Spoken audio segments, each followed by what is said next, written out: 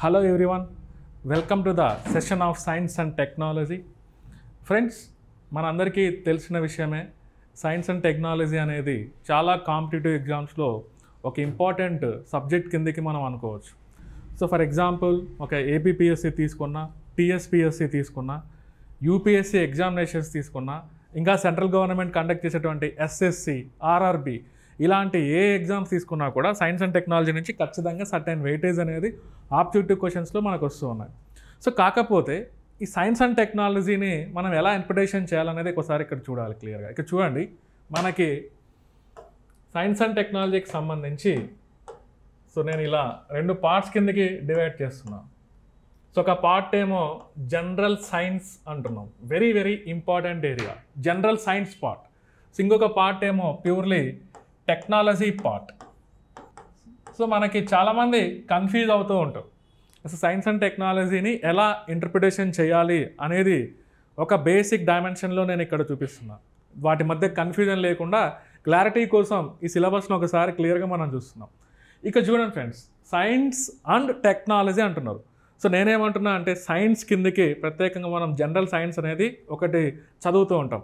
కాకపోతే కొన్ని ఎగ్జామినేషన్స్లో అసలు జనరల్ సైన్స్ని నెగ్లెక్ట్ చేస్తున్నారు ఈ మధ్య కాలంలో. ఎస్పెషల్లీ ఏపీ ఎగ్జామినేషన్లు అయితే గ్రూప్ 2లో నుంచి ప్రిలిమ్స్లో నుంచి అసలు జనరల్ సైన్స్ అనేది తీసేశారు. అదేవిధంగా గ్రూప్ 1 ప్రిలిమ్స్లో కూడా పేపర్ 2లో మనకి 30 మార్కులకి సైన్స్ అండ్ టెక్నాలజీ అనేది ఇచ్చారు.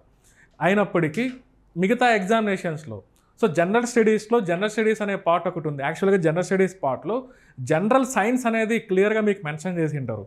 ఒక ఏపీ ఎగ్జామినేషన్స్లోనే కాదు, టీఎస్పీఎస్సీ కండక్ట్ చేసేటువంటి ఎగ్జామినేషన్స్లో కూడా జనరల్ స్టడీస్ పార్ట్లో మీకు general science and technology, India's achievements in science and technology అని మూడో పార్ట్లో మనకి క్లియర్గా టీఎస్పీఎస్సీ ఎగ్జామినేషన్స్లో మనం చూడవచ్చు.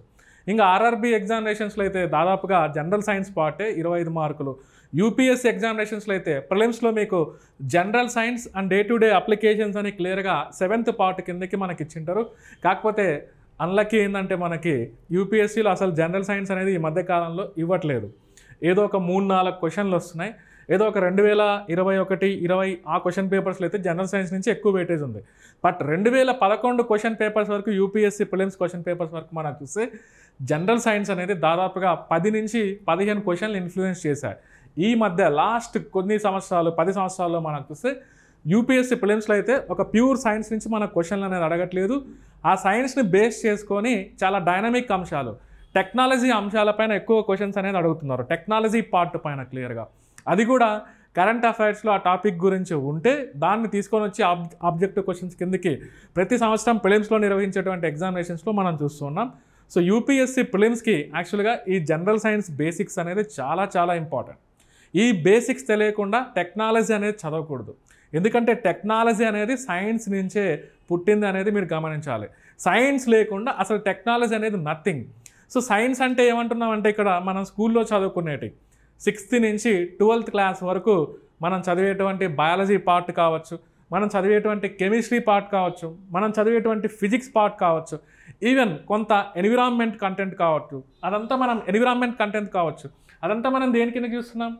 General science. సో నేను అంటున్నా దీని కిందకి biology part, chemistry part, even physics part, కొంతవరకు ఎన్విరాన్మెంటల్ సైన్స్, పర్యావరణ శాస్త్రం పేర్లోనే ఉంది ఎన్విరాన్మెంటల్ సైన్స్. సో వాటిని మనం జనరల్ సైన్స్ టాపిక్స్ కిందకి మనం చూస్తున్నాం friends clearly. Okay, science and టెక్నాలజీలో ఒక డొమైన్ వచ్చేసి జనరల్ సైన్స్ అంటున్నాం. కాకపోతే ఇటీవల కాలంలో ఏపీలో నిర్వహించేటువంటి గ్రూప్ 1, గ్రూప్ 2 ఎగ్జామినేషన్స్లో వీటికి ఎందుకు ఇంపార్టెన్స్ అనేది ఇవ్వలేదు. గ్రూప్ 1 ప్రిలిమ్స్లో లేదు, అదేవిధంగా గ్రూప్ 2 ప్రిలిమ్స్లో కూడా లేదు. కాకపోతే అప్కమింగ్ డేస్లో ఫ్యూచర్లో మనకి దాని ఇంపార్టెన్స్ అనేది గ్రూప్ 1లో పెరగబోతుంది. జనరల్ సైన్స్ సంబంధించి ఫ్యూచర్లో వచ్చేటువంటి ఎగ్జామినేషన్స్లో కొంతవరకు 25 మార్కులు ఇస్తామని చెప్పారు, కానీ ఇప్పుడు వచ్చేటువంటి నోటిఫికేషన్లు అయితే ఇది ఉండదు అనేది మీరు గమనించాలి. కాకపోతే మిగతా ఎగ్జామినేషన్స్, ఇతర కాంపిటేటివ్ ఎగ్జామ్స్లో ఇది చాలా ఇంపార్టెంట్. టీఎస్పీఎస్సీ కండక్ట్ చేసేటువంటి ప్రతి ఎగ్జామినేషన్స్లో జనరల్ సైన్స్ అనేది సర్టెన్ వెయిటేజ్ ఉంది. గతంలో టీఎస్పీఎస్సీ ఒక 2 సార్లు గ్రూప్ 1 ప్రిలిమ్స్ అనేది నిర్వహించి క్యాన్సిల్ అవ్వడం మనం చూడవచ్చు. సో వచ్చిన మార్క్స్లో వెయిటేజ్ చాలా వరకు మనకి ఎక్కువ వెయిటేజ్ జనరల్ సైన్స్ నుంచే ఉంది. ఫస్ట్ టైం పెట్టినప్పుడైతే 23 మార్కులు జనరల్ సైన్స్ నుంచి ఉన్నాయి. సెకండ్ టైం పెట్టినప్పుడు 21 మార్కులు జనరల్ సైన్స్ నుంచి మీరు చూడొచ్చు. అంటే ఈ కెమిస్ట్రీ, బయాలజీ, ఫిజిక్స్ పార్ట్ నుంచి అని మనం చెప్పుకోవచ్చు ఫ్రెండ్స్. యాక్చువల్గా ఇదంతా ఈ ఏరియాని ఏమంటున్నాం అంటే మనం స్టాటిక్ పార్ట్ అంటున్నాం. సో దీన్ని స్టాటిక్ పార్ట్, క్లియర్గా స్టాటిక్ పార్ట్ అని మనం చెప్పుకుంటున్నాం. అంటే ఫిక్స్డ్ కాన్సెప్ట్స్. ఇందులో మనకి ఈ జనరల్ సైన్స్లో చూసేటువంటి ఈ ఏరియాస్ అన్నీ చాలా వరకు సైంటిఫిక్ ఫ్యాక్ట్స్తో నింపి ఉంటుంది. టెక్స్ట్ బుక్స్లో మనం స్కూల్లో చదువుకుని ఉంటాం. సో ఫిజిక్స్కి వచ్చేటప్పటికి చాలా వరకు ఫర్ ఎగ్జాంపుల్ మెకానిక్స్ అనే చాప్టర్, ఎలక్ట్రిసిటీ అనే చాప్టర్, మ్యాగ్నెటిజం అనే చాప్టర్, హీట్, సౌండ్, లైట్, అందులో చాలా వరకు బేసిక్స్ ఉంటాయి మనం చూస్తే. ఇందులో కెమిస్ట్రీ చూడండి, అందులో మనకి మూలకాల గురించి వర్గీకరణ, అదేవిధంగా classification of elements, introduction to atomic structure, chemical bonding అని అంటున్నాం. అదేవిధంగా environmental chemistry, chemistry in daily life, అవన్నీ కెమిస్ట్రీలో కొన్ని ఫండమెంటల్స్ కిందకి మనం చూడొచ్చు. సో బయాలజీ మెయిన్ మన హ్యూమన్ బాడీ ఎలా పనిచేస్తుంది, హ్యూమన్ ఎనాటమీ అండ్ ఫిజియాలజీ, అదేవిధంగా అనిమల్స్కి సంబంధించినటువంటి ఇన్ఫర్మేషన్, ప్లాంట్స్కి సంబంధించినటువంటి ఇన్ఫర్మేషన్, మైక్రో ఆర్గానిజం సంబంధించి ఇన్ఫర్మేషన్, మనకు వచ్చేటువంటి రెగ్యులర్గా వచ్చేటువంటి డిసీజెస్ గురించి, మనకు డైలీ లైఫ్లో అవసరం అవుతున్నటువంటి న్యూట్రియంట్స్ గురించి, అదేవిధంగా మన బాడీ ఇంటర్నల్ స్ట్రక్చర్లో మెయిన్ కాంపోనెంట్ అయినటువంటి సెల్స్ గురించి, అదంతా బయాలజీలో మనం చూడొచ్చు ఫ్రెండ్స్ క్లియర్లీ. ఇంక ఎన్విరాన్మెంటల్ సైన్స్ అనేది కొంతవరకు అక్కడక్కడ బయాలజీలో ఉన్న కాన్సెప్ట్స్, కెమిస్ట్రీలో ఉన్నటువంటి కాన్సెప్ట్స్ కొంత యూజ్ అవుతాయని మనం చెప్పుకోవచ్చు. ఇదంతా ఫిక్స్డ్ థింగ్. ఇందులో ఎలాంటి చేంజెస్ అనేది చూడం. మీరు 10 సంవత్సరాల కిందట చదివినా అదే ఉంటుంది, ఈరోజు చదివినా కూడా అలాగే ఉంటుంది. ఒక 20 సంవత్సరాల కిందట చూసినా కూడా ఆ కాన్సెప్ట్స్ అనేది ఫిక్స్డ్గా ఉంటాయి. ఎవరన్నా సైంటిస్ట్ కొత్తగా ఏదన్నా ఈ ఏరియాకి సంబంధించి కొత్తగా ఏమన్నా కనిపెడితే అప్పుడు మనకి సైన్స్ బుక్స్లో ఎంటర్ అవుతూ ఉంటాయి. అందుకే దీన్ని ఏమంటున్నాం అంటే స్టాటిక్ పార్ట్ అంటున్నాం. బట్ ఈ విషయానికి వస్తే మాత్రం దీన్ని నేను ఏమని పిలుస్తున్నా అంటే క్లియర్గా డైనమిక్ పార్ట్ అంటున్నాం. Dynamic part. So dynamic part అంటున్నాం క్లియర్లీ. సో పేరులోనే ఉంది డైనమిక్. ఎప్పటికప్పుడు కొత్తగా చేంజెస్ అనేది మనం చూస్తూ ఉంటాం. ఈరోజు చూసిన అంశానికి సంబంధించి నెక్స్ట్ రోజే కొత్త అంశాలు అనేది యాడ్ అవుతూ ఉంటాయి. సో ఇలా డైనమిక్ పార్ట్ కిందకి మనం చూడాల్సిన అంశాలు ఏంటంటే అవి టెక్నాలజీ పార్ట్స్ అని మనం చెప్పుకోవచ్చు. ఉదాహరణకి ఇందులో ఇవన్నీ చూస్తే మీరు గనక బయోటెక్నాలజీ, అదేవిధంగా ఎనర్జీ రిలేటెడ్ టెక్నాలజీస్, సో అదేవిధంగా మీరు గనక చూస్తే nuclear technology, space technology, defence technology, information communication technology, సమాచార సాంకేతిక రంగం, ఆధునిక సాంకేతిక శాస్త్రం, modern science and technology. Modern science and technology చూడండి, లాస్ట్లో ఈ వర్డ్ చివరిలో మనం ప్రతి దాంట్లో టెక్నాలజీ టెక్నాలజీ టెక్నాలజీ అనే వర్డ్ మనం యూజ్ చేస్తున్నాం. సో ఖచ్చితంగా ఇదంతా డైనమిక్ అంశాలు. ఎప్పటికప్పుడు ఇవి ఎవాల్వ్ అవుతూ ఉంటాయి. కొత్తగా చేంజెస్ అనేది మనం చూడొచ్చు. అందులో కొన్ని కాన్సెప్ట్స్ అనేది ఫిక్స్డ్గా ఉన్నా కూడా ఖచ్చితంగా ప్రతిరోజు వీటికి సంబంధించిన వర్తమాన అంశాలు అనేది యాడ్ అవుతూ ఉంటాయి. సో ఈరోజు మనం ఒకలాగా చదువుతాం, నెక్స్ట్ ఇయర్ వచ్చేటప్పటికి వీటి గురించి కొత్తగా యాడ్ ఉంటాయి, అప్పుడు మనం ఒకలాగా చదవాల్సిన అవసరం ఉంది.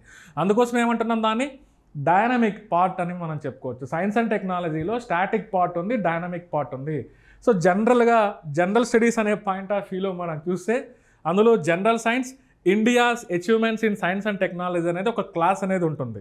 సో మనకి తెలంగాణ ఎగ్జామినేషన్స్లో అయితే క్లియర్గా థర్డ్ పార్ట్లో జనరల్ స్టడీస్లో సిలబస్లో మీరు థర్డ్ పార్ట్ మీరు చూస్తే general science and India's achievements in science and technology అని ఉంటుంది. ఏపీ విషయానికి వస్తే మాత్రం ప్రజెంట్ ఉన్నటువంటి గ్రూప్ 2 ప్యాటర్న్లో ప్రిలిమ్స్లో లేదు, అదేవిధంగా గ్రూప్ 1 ప్యాటర్న్లో గ్రూప్ 1 ప్యాటర్న్లో ప్రిలిమ్స్లో పేపర్ 2లో యాక్చువల్గా సైన్స్ అండ్ టెక్నాలజీ అనేది ఉంది. గతంలో ఒకసారి అయితే జనరల్ సైన్స్ నుంచి కూడా ఒక 10 క్వశ్చన్లు అనేది అడిగారు. బట్ రీసెంట్గా జరిగినటువంటి క్వశ్చన్ పేపర్లో అయితే జనరల్ సైన్స్ నుంచి క్వశ్చన్స్ అనేది లేవు.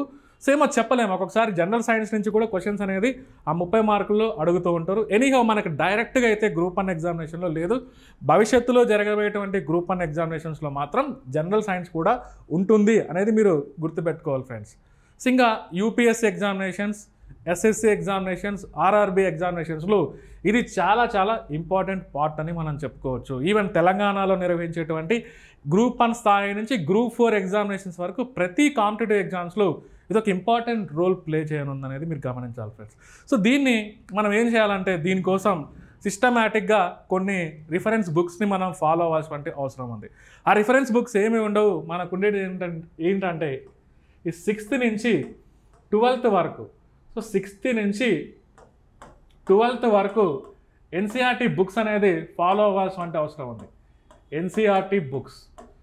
సో జనరల్గా ఒక 6వ తరగతి నుంచి 10వ తరగతి వరకు అక్కడ ఉన్న జనరల్ సైన్స్ పార్ట్లో ఉన్నటువంటి ప్రతి అంశాన్ని క్షుణ్ణంగా పరిశీలించాలి. 11th and 12th క్లాసెస్ సంబంధించి బయాలజీ పార్ట్లు, కెమిస్ట్రీ పార్ట్లు, ఫిజిక్స్ పార్ట్లో కొన్ని చిన్న చిన్న బేసిక్స్ అనేది మనం తీసుకోవాల్సిన అవసరం ఉంది. ఇలా మనం 6 నుంచి 12వ తరగతి వరకు సైన్స్ బుక్స్ని అందులో వాళ్ళు ఇచ్చినటువంటి కొన్ని ఫండమెంటల్ డైమెన్షన్స్ని కవర్ చేస్తే మనం ఒక్క మార్క్ కూడా మిస్ అయ్యేదానికి స్కోప్ లేదు. ఇవి వదిలేసి మీరు మార్కెట్లో దొరికేటువంటి అనవసరమైన అన్నెసరీ ఇన్ఫర్మేషన్ కొన్ని బుక్స్ ఉంటాయి మార్కెట్లో. జనరల్ సైన్స్కి ఒక 1000 పేజీలు 800 పేజీలు రాసింటారు. సో ఇంకొక ఆధార్ ఏమో మీరు చూస్తే మొత్తం ఎక్కడెక్కడి నుంచో హిస్టరీని అంతా కలిపేసి మొత్తం డంప్ చేస్తూ ఉంటారు. అదంతా మీరు చదవాల్సినటువంటి అవసరం లేదు. మీరు గినక పర్ఫెక్ట్గా ఎన్సీఆర్టీ బుక్స్ని గినక మీరు పర్ఫెక్ట్గా గినక నేర్చుకున్నట్లయితే సైన్స్ బిట్స్ అనేది ఒక్కటి కూడా పోదు. ఇంకా ఈ విషయానికి మీరు ఖచ్చితంగా కొంతవరకు మార్కెట్లో దొరికేటువంటి కొన్ని నేషనల్ బుక్స్ కొన్ని ఉంటాయి, వాటిని ఫాలో అవుతూ కరెంట్ అఫైర్స్ని కనుక ఫాలో అవుతున్నట్లయితే ఇవన్నీ మీరు ఈజీగా అప్రోచ్ అవ్వచ్చు. ఈజీగా వీటిలో కూడా స్కోర్ చేసడానికి స్కోప్ ఉంది. ఇప్పుడు గ్రూప్ 2 ప్యాటర్న్లో అయితే ఏపీ వాళ్ళకైతే 75 మార్కులకి ఈ పార్టే ఉంది. సో అదేవిధంగా గ్రూప్ 1లో కూడా ఏపీ వాళ్ళకి 30 మార్కులకి ప్రిలిమ్స్లో ఇది ఉంది, మెయిన్స్లో అయితే 150 మార్కులకు ఉంది క్లియర్గా. సో తెలంగాణలో కూడా మనకి మెయిన్స్లో క్లియర్గా పేపర్ 5లో క్లియర్గా ఈ పార్ట్ అనేది మనకు చూస్తే 100 మార్కులకు ఉందనేది గమనించాలి ఫ్రెండ్స్. క్లియర్లీ 100 మార్క్స్కి ఉంది తెలంగాణ మెయిన్స్ ఎగ్జామినేషన్లో. మనకి ఏపీ మెయిన్స్ ఎగ్జామినేషన్లో గ్రూప్ 1 మెయిన్స్ ఎగ్జామినేషన్లో అయితే సైన్స్ అండ్ టెక్నాలజీ విత్ ఎన్విరాన్మెంట్తో కలిపి 150 మార్కులకి ఒక పేపర్ 5 అనేది డిజైన్ చేసి పెట్టారు. బట్ మనకి ఈ పార్ట్ వదిలేసి నేను కంప్లీట్గా ఈ పార్ట్ మీద కాన్సన్ట్రేషన్ చేయనున్నాను. ఈ క్లాసెస్ మొత్తం లాస్ట్ వరకు మీరు విన్నట్లయితే ఖచ్చితంగా ఈ పార్ట్ పైన మీరు 100% గ్రిప్ సాధించగలరనేది మీరు అనుకోవచ్చు ఫ్రెండ్స్. క్లియర్లీ సో ఈ పార్ట్ నుంచి ఇండైరెక్ట్గా ఇవాల్వ్ అయిన పార్టే టెక్నాలజీ పార్ట్ అని మనం చెప్పుకోవచ్చు. దీని నుంచి ఇది ఫామ్ అయింది. సో ఇది లేదు అంటే అసలు దీనికి అవకాశమే లేదు. ఉదాహరణ చూడండి, బయాలజీ లేకుండా బయోటెక్నాలజీ అనేది లేదు. ఇక్కడ చూస్తే ఎనర్జీ టెక్నాలజీస్, న్యూక్లియర్ టెక్నాలజీ, కెమిస్ట్రీలో మనకి న్యూక్లియర్ కెమిస్ట్రీ అనేది లేకుండా న్యూక్లియర్ టెక్నాలజీ అనేది లేదు. Energy technology, space, defence, ICT, even modern science and technology చాలా వరకు అందులో ఫిజిక్స్ కాన్సెప్ట్స్ అనేది టచ్ అవుతూ ఉంటాయి అనేది గమనించాలి friends. So very important part అని మనం చెప్పుకోవచ్చు క్లియర్గా. సో మనం ఇనీషియల్గా నా క్లాసెస్ అనేది జనరల్ సైన్స్కి సంబంధించి సో నేను బయాలజీతో స్టార్ట్ చేయనున్నాను, బయాలజీ పార్ట్తో. ఆ విధంగా మనం బయాలజీని కంప్లీట్ చేసిన తర్వాత కెమిస్ట్రీ పార్ట్, ఫిజిక్స్ పార్ట్ అనేది నేను డీల్ చేయనున్నాను కంప్లీట్గా. సో ఎన్విరాన్మెంటల్ సైన్స్ అనేది సపరేట్ సెక్షన్ కిందకి ఉంటుంది అనేది మీరు గమనించాలి క్లియర్గా. ఓకే, ఎనీహౌ ఈ క్లాసెస్ ద్వారా, జనరల్ సైన్స్ క్లాసెస్ ద్వారా మీరు ఈ 3 parts biology, chemistry, physics part అనేది కంప్లీట్గా మీరు అర్థం చేసుకోగలరు. సో ఇనీషియల్గా మనం ఫస్ట్ క్లాస్తో బయాలజీతో స్టార్ట్ చేయనున్నాం. ఇంకా చూడండి ఫ్రెండ్స్, ఓకే, దీని రిఫరెన్సెస్ కూడా మనం అనుకుంటున్నాం క్లియర్గా బయాలజీకి సంబంధించి. సో రిఫరెన్సెస్ ఏంటంటే ఎన్సీఆర్టీ 6th నుంచి 12th వరకు మనం అనుకోవచ్చు క్లియర్గా. సో ఇక్కడ మనకు చూస్తే ఓకే, సో ఒకసారి ఈ ఏరియాలో ఉన్నటువంటి టాపిక్స్ మనం అనుకుంటే ఈ బయాలజీ మొత్తం ఈ 6th నుంచి 12th వరకు ఎన్సీఆర్టీస్లో మెన్షన్ చేసినటువంటి కొన్ని ఫండమెంటల్స్ని బేస్ చేసుకొని ఇక్కడ నేను ఒక 10 యూనిట్స్ కిందకి డివైడ్ చేశా. ఆ 10 యూనిట్స్ ఏంటంటే క్లియర్గా సో ఒకటేమో ఇంట్రడక్షన్ టు బయాలజీ అంటున్నాం, జీవశాస్త్రానికి సంబంధించి ఒక పరిచయం. మనం ముందు బయాలజీ లోపలికి వెళ్ళే ముందర కొంత టెర్మినాలజీ అనేది తెలుసుకోవాల్సిన అవసరం ఉంది. దాన్నే నేను ఇంట్రడక్షన్ టు బయాలజీ పార్ట్ కిందకి ఇంక్లూడ్ చేయడం జరిగింది. నెక్స్ట్ పార్ట్ సెల్ బయాలజీ, కణజీవ శాస్త్రం, వెరీ ఇంపార్టెంట్ ఏరియా. ఖచ్చితంగా మనం ఒక మార్క్ అనేది ఎక్స్పెక్ట్ చేయొచ్చు. మోర్ ఓవర్ ఈ సెల్ బయాలజీ బేసిక్స్ అనేది బయోటెక్నాలజీలో కూడా మీకు యూజ్ అవుతాయి. సో నెక్స్ట్ పార్ట్ వచ్చేసి classification of living organisms. Classification of living organisms అంటున్నాం. సో జీవుల వర్గీకరణ. సో భూమి పైన దాదాపుగా భూమి అనేది ఏర్పడి 4.5 బిలియన్ ఇయర్స్ అయిన తర్వాత భూమిపైన లైఫ్ అనేది ఫామ్ అయ్యి 3.5 to 3.7 billion years back life అనేది ఫామ్ అయిందని మనం చెప్పుకోవచ్చు.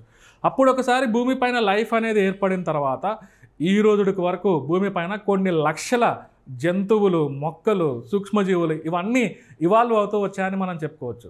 సో వాటిని ఐడెంటిఫై చేసుకునేదానికి వాటిని ప్రాపర్గా మనం క్లాసిఫై చేయాల్సిన అవసరం ఉంది. ఆ పార్ట్ గురించే మనకు classification of living organisms, so ఉన్న జీవుల్ని ఏ విధంగా వర్గీకరించుకోవచ్చు, ఇది కూడా ఒక ఇంపార్టెంట్ సెక్షన్ అని మనం చెప్పుకోవచ్చు. తర్వాత మనకి ఇంట్రడక్షన్ టు మైక్రో ఆర్గానిజమ్స్. సూక్ష్మజీవుల గురించి కంప్లీట్గా అధ్యయనం చేయడం జరుగుతుంది మనకి. Very very important. అసలు వైరస్ అంటే ఏంటి, బ్యాక్టీరియా అంటే ఏంటి, ప్రోటోజోవన్స్ అంటే ఏంటి, ఫంగై అంటే ఏంటి, వాటి మధ్య డిఫరెన్సెస్ని మనం ఏ విధంగా చూడొచ్చు, అదంతా ఇంట్రడక్షన్ టు మైక్రో ఆర్గానిజమ్స్ అనే పార్ట్ కిందకి మనం చూడొచ్చు. సూక్ష్మజీవుల పరిచయం అని మనం చెప్పుకోవచ్చు. సో నెక్స్ట్ వచ్చేసి ఇంట్రడక్షన్ టు అనిమల్స్.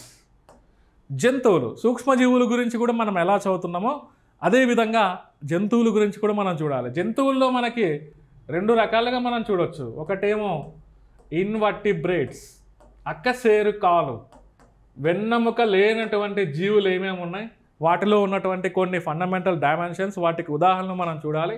ఇంకొకటి ఏమంటున్నాం, వర్టిబ్రేట్స్, సకసేరుకాలు అంటున్నాం, వెన్నెముక ఉన్నటువంటి జీవులు. ఈరోజు మనం చూసినట్లయితే ఈ వర్టిబ్రేట్స్లో ఫిషెస్, చేపలు, యాంఫీబియన్స్, ఉభయచర జీవులు, రెప్టైల్స్, సరీసృపాలు, బర్డ్స్, పక్షులు అంటున్నాం, mammals, క్షీరదాలు.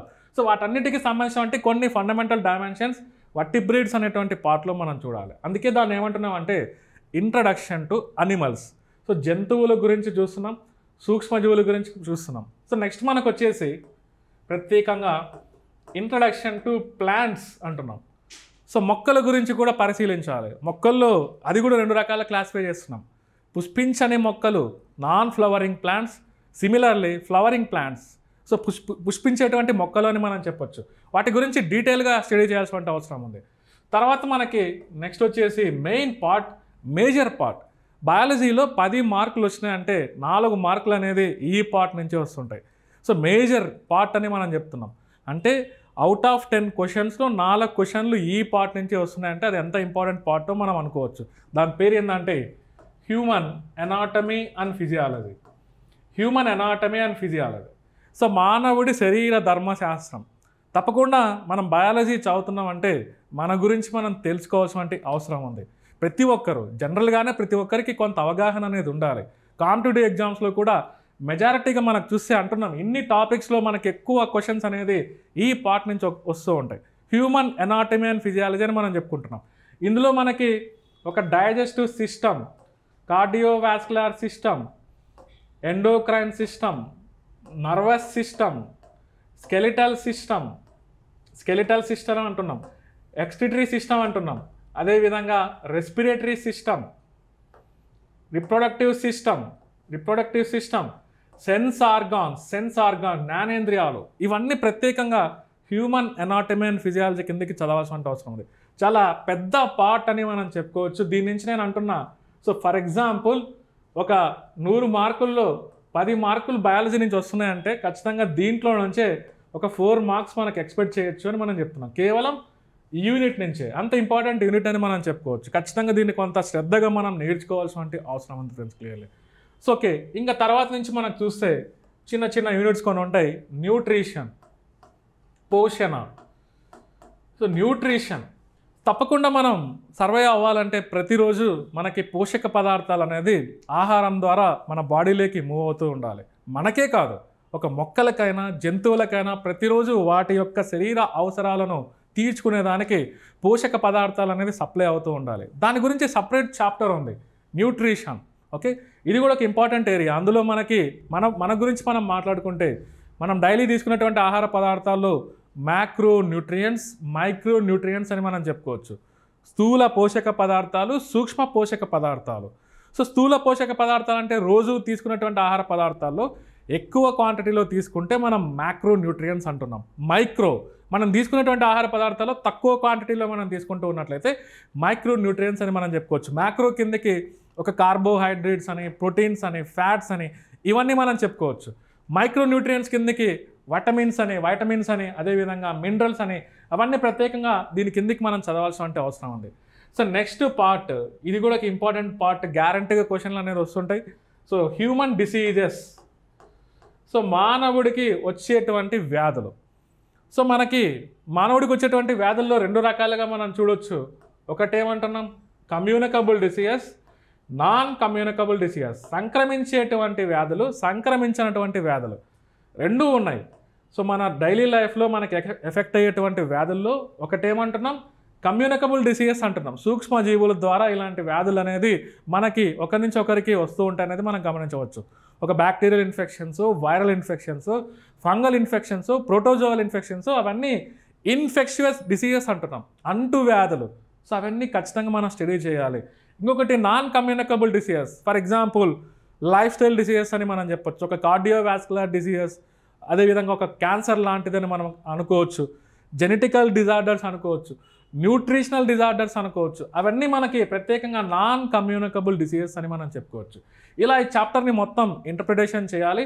Human anatomy and physiology తర్వాత ఇంకొక ఇంపార్టెంట్ ముఖ్యమైన టాపిక్ ఏంటంటే ఈ చాప్టర్ మీరు గనక చూస్తే, మీరు ప్రీవియస్ ఇయర్ క్వశ్చన్ పేపర్స్ చూస్తే ఎక్కువగా ఈ పార్ట్ నుంచి క్వశ్చన్స్ అనేది వస్తూ ఉంటాయి. ఎనాటమీ అండ్ ఫిజియాలజీ నుంచి, న్యూట్రిషన్ నుంచి, డిసీజెస్ నుంచి ఖచ్చితంగా దీని నుంచి ఒక 4-5 క్వశ్చన్ లేకుండా క్వశ్చన్ పేపర్ అనేది ఉండదు. చాలా ఈజీగా వాటిని మనం ఆన్సర్ చేయొచ్చు. ఖచ్చితంగా దానిలో కనుక మీరు బాగా చదివింటే, ఎన్సీఆర్టీ బుక్స్లో ఉన్న అంశాలపైన మీకు పట్టుంటే మాత్రం ఈ పార్ట్ని చాలా ఈజీగా సమాధానం చేయొచ్చు క్లియర్గా. సో లాస్ట్ వచ్చేసి జన్యుశాస్త్రం అంటున్నాం, జెనెటిక్స్. ఈ మధ్యకాలంలో కొన్ని ఎగ్జామినేషన్స్లో ఈ ఏరియా నుంచి కూడా క్వశ్చన్స్ అనేది అడుగుతున్నారు. కొంచెం టిపికల్గా అడుగుతున్నారు క్లియర్గా ఈ ఏరియా నుంచి, జన్యుశాస్త్రం నుంచి.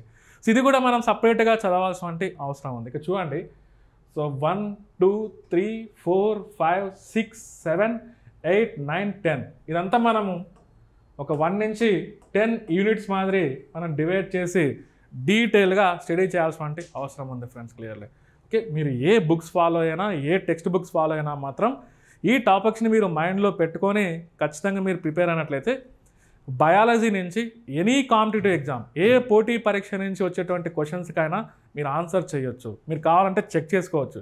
మీ దగ్గర ఉన్నటువంటి ప్రీవియస్ ఇయర్ క్వశ్చన్ పేపర్స్, మీ దగ్గర ఏదైనా ఒక బిట్ బ్యాంక్ ఉంటే అందులో మీరు ఓపెన్ చేసి చూస్తే నేను ఇచ్చినటువంటి టాపిక్స్లో ఏదో ఒక క్వశ్చన్ అందులో కనిపిస్తుంటుంది. ఇది దాటి పక్కకి వెళ్ళదు అనేది గమనించాలి ఫ్రెండ్స్ క్లియర్లీ. ఓకే, ఇందులో పెద్ద టాపిక్ ఏదంటే మనకి ఇది అంటున్నాం హ్యూమన్ ఎనాటమీ అండ్ ఫిజియాలజీ. అందులో నుంచి మళ్ళీ దాన్ని సబ్ యూనిట్స్ కిందకి మనం డివైడ్ చేసి ఒక డైజెస్టివ్ సిస్టమ్ కాడ నుంచి సెన్స్ ఆర్గాన్స్ వరకు డీటెయిల్గా స్టడీ చేయాల్సిన అవసరం ఉంది ఫ్రెండ్స్. ఇది మనకి బయాలజీకి సంబంధించిన ఒక ఇంపార్టెంట్ పార్ట్, ఒక ఇంపార్టెంట్ ఇన్ఫర్మేషన్. ఇది ఖచ్చితంగా మీరు మైండ్లో పెట్టుకోవాలి ఫ్రెండ్స్. తెలంగాణ ఎగ్జామినేషన్స్కైనా, ఏపీ ఎగ్జామినేషన్స్కైనా, ఈవెన్ యూపీఎస్సీ ఎగ్జామినేషన్స్కైనా, ఎస్ఎస్సీ అయినా, ఆర్ఆర్బీ అయినా ప్రతి వాటికి ఇది యూజ్ అవుతుందని మనం గమనించాలి ఫ్రెండ్స్ క్లియర్గా.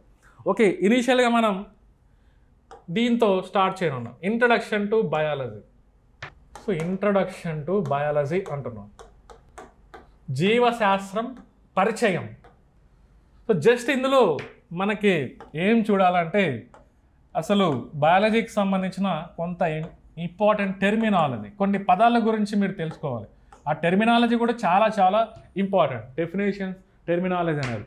అదేవిధంగా దీంతో పాటు మనకి లైఫ్కు సంబంధించినటువంటి ఆరిజిన్స్, జీవం అనేది భూమిపైన ఎలా పుట్టింది అనే పాయింట్ ఆఫ్ వ్యూలో కూడా ఇది కూడా మనం చూడాల్సిన అవసరం ఉంది. ఓకే, ఈ టాపిక్ని, ఈ యూనిట్ని ఎలా డివైడ్ చేస్తున్నాం? ఒకటేమంటున్నాం పదజాలం, టెర్మినాలజీ అంటున్నాం. ఇంకొకటి ఏమంటున్నాం, సో మనం చదివేదే biology, study of living organisms అని మనం చెప్తున్నాం. కాబట్టి అసలు భూమి పైన లైఫ్ అనేది ఎలా ఆరిజిన్ అవుతూ వచ్చింది, వాటికి సంబంధించినటువంటి లైఫ్ ఆరిజిన్కి సంబంధించి కొన్ని ఇంపార్టెంట్ థియరీస్ ఉంటాయి, సిద్ధాంతాలు, theories. So biogenesis theory, Stanley Miller experiment అని, ఒపరాన్ హాల్డేన్ కాన్సెప్ట్ అని, అవన్నీ థియరీస్, సిద్ధాంతాలు కొన్ని ఉంటాయి. అంటే లైఫ్ అనేది ఎలా వచ్చింది, ఎలా ఫామ్ అయింది అని చెప్పేదాన్ని కూడా ఈ పార్ట్ కిందకి మనం చూడాల్సిన అవసరం ఉంది friends. Okay, very very important part. ఇది ఒక బేస్ అనేది మీకు ఏర్పడుతుంది అనేది గమనించాలి. ఇలా ఒకసారి మనం ఒక్కొక్క దాన్ని చూసుకుంటూ వెళ్తాం. ఇక్కడ